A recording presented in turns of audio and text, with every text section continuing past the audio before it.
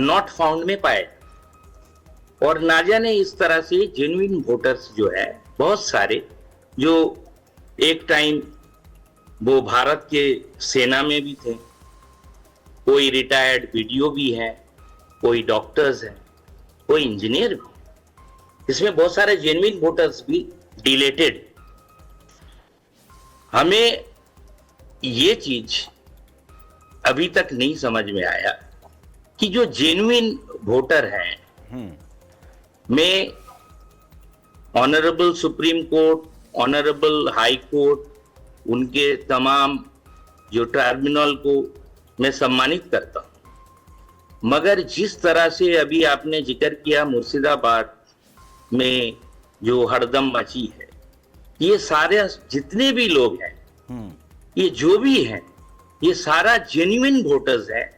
और वो वोट के लिए, अपना वोट के लिए उन्होंने तमाम ये वीडियो को घेराव करना, ये सारे लोग जेन्युइन हैं, ये सारे लोग वाजिब हैं, ये आपके पास क्या सबूत है इस बात का? मतलब मैं जानना चाहूंगा आपसे। ऐसा है कि देखिए, हाँ।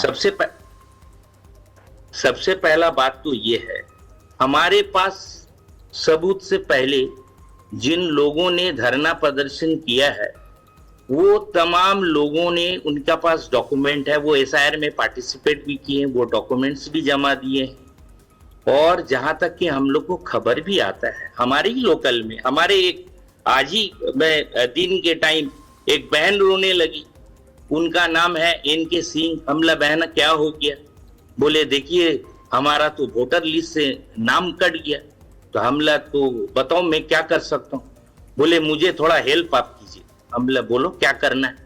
कि मुझे एक्चुअली क्या है, थाना में मैंने जीडीपी किया, वहां से बोला कि मेरा बर्थ सर्टिफिकेट का वहां से कॉपी हमको ये करना, तभी मैं यहां से आपको पासपोर्ट का ये इशू कर सकता हूं, मैंने पासपोर्ट बने पुलिस वेरिफिकेशन में क्लियर कर सकता। हमने कहा ठीक है। हमारे एक मित्र था मिस्टर संजय जायसवाल जी, हमने कहा यार संजय भाई ऐसा ऐसा बात है तो देखो। बोले जाहिद जी 2-3 दिन समय लगेगा। तो हम लोग तो हर लोगों का साथ, ठीक है, आप ये कह रहे हैं कि जेन्युइन इस तरीके के केसेस आपके सामने आ रहे हैं। एक सवाल जो फैजल साहब की तरफ से रखा गया, उसका जवाब लेकर के मैं फिर चंद्रशेखर जी के पास जाऊंगा। उनका कहना यह है कि अल्पसंख्यकों के लिए पिछले 15 साल में टीएमसी ने तमाम बातें की, लेकिन किया धया कुछ नहीं, तो इसी वजह से उन्हें अपनी पार्टी बनानी पड़ी और अब वो अल्पसंख्यक लीडरशिप को लेकर के आगे आ रहे हैं। आपको कोई खतरा महसूस हो रहा है? देखिए, सबसे पहले इस बात नहीं, मेरा सवाल शेख साहब से ही है।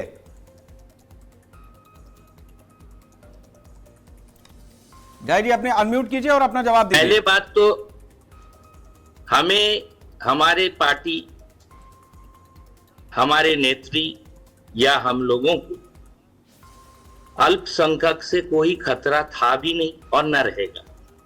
अल्पसंख्यक हो या जो भी धर्म या जो भी वर्ण के लोग हैं, वो ममता बनर्जी के साथ आगे भी थी, आज सवाल भी ये है, नहीं है, सवाल ये है है। शेख साहब, सवाल फिर से सुनिए आप।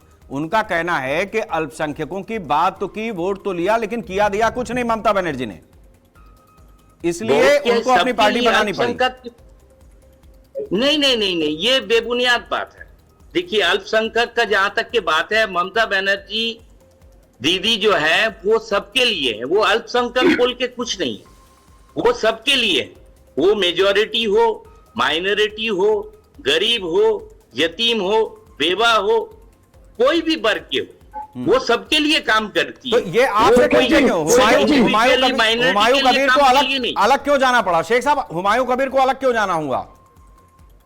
उनको क्यों निष्कासित करना पड़ा? व्यक्तिगत मामला है। देखिए, वो उनका व्यक्तिगत मामला है। शायद उनको लगा कि हमें कुछ आने वाला दिन में हमें कुछ और, कुछ बड़ा जगह कुछ बनने का उनका सोच है, हो सकता है। मतलब आपके राज में नहीं हो पाया ना ये, ममता दीदी के राज में नहीं हो सकता था ना? सबसे पहली बात तो ये है, गणतांत्रिक देश है, हर इंसान का अपना हक है, अपना पक्ष रख सकता है, वो कहीं भी जा सकता है, उसके लिए कोई बात। ठीक है, पॉइंट टू बी नोटेड, आ गया, आपका जवाब आ गया। अब चंद्रशेखर जी के पास जाएंगे। चंद्रशेखर जी, दो बड़े मसले हैं। एक तो यह है कि जेन्युइन वोटर अभी भी अपनी वोटिंग राइट के लिए संघर्ष कर रहा है, टीएमसी के पास उदाहरण है, हो सकता है आपके पास भी हो, या अगर हो तो उसका जिक्र आप कर सकते हैं। चुनाव आयोग की जो लिस्ट आखिरी दौर में आई है उसके ऊपर भी कई चीजें, कई पार्टियां, कई लोग सवाल उठा रहे हैं। दो चीज तो ये हो गई, और बड़ी चीज ये है कि पश्चिम बंगाल में जिस तरीके से हुमायूं कबीर अपनी पार्टी लेकर के आए, ओवैसी उनके साथ में आए, तो ये एक इक्वेशन यहां पर दिखाई देती है। और इस इक्वेशन का आपको लगता है कि चुनाव में किसी तरीके का लाभ पहुंचेगा बीजेपी को? शेखर जी, पहले बात तो ये लाभ और नुकसान की बात नहीं है, या सिर्फ नुकसान हुआ है तो बंगाल के नागरिकों को हुआ है, क्योंकि मुख्यमंत्री का एक नारा सबसे हिट है, न खाता न बही, जो मुख्यमंत्री बोले वही सही। इन्होंने, सबसे शर्म की बात है, मुख्यमंत्री ने अपने मंच से हमारे बंगाल के जो मुस्लिम भाई हैं, जो यहाँ के जेन्युइन है, उनको भी कटघरे में खड़ा कर दिया, ये बोलकर कि मैं हूँ जो एक समुदाय को रोक रखी हूँ, वरना 1 मिनट में बंगाल के लोगों को 12 से 13 बजा देंगे।